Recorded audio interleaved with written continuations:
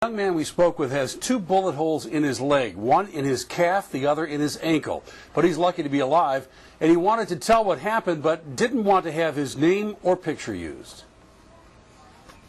I'm thinking like, it might be over for me. He calls himself a cool working guy who works in demolition. He was helping his sister get into her house late at night, which is next door to their mom's house. He says he was approached by some kids who asked him for money. The victim says he tried to swat the gun away and then ran. They wanted money. They just wanted some money. A bunch of kids having fun, you know, in the wrong way.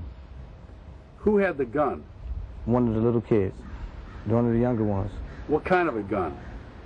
It was a big revolver, like a 45.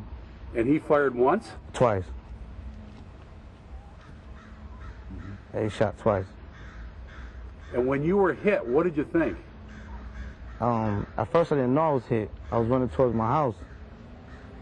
And then once I fell, I felt the burning coming through my body, and I'm like, not this way, don't end it this way. That's when you knew you were shot? Yeah, that's when I was shot.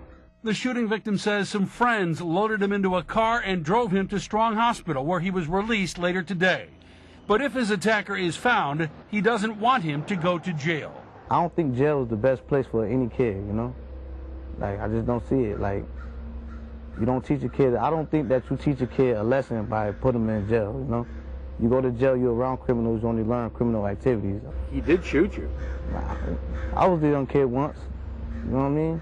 The man who represents city police officers is Mike MAZZEO. We have a department that doesn't have youth officers that we used to have years ago. You know, they're making some strides to get back there, but that's where we have to refocus, because the age of individuals that are committing crimes keeps going lower and lower and lower. By one count, there have been 90 shootings in the first 6 months of this year. That averages to 1 every other day so far. I also spoke with Reverend Marlo Washington, pastor of Christ Community Church of Rochester. He's been involved in youth anti-violence efforts for some time.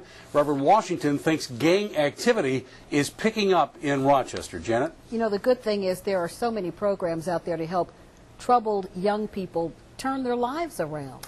Well, there are multiple programs in Rochester, and one that we profiled in 5, Action for a Better Community's Milestones program. Young people learn how to leave their troubled lives behind, coupled with pursuing their education. They plan for a better future, and that is on the web for anybody that wants to read that. Ray Lovato with our report tonight. Thank you.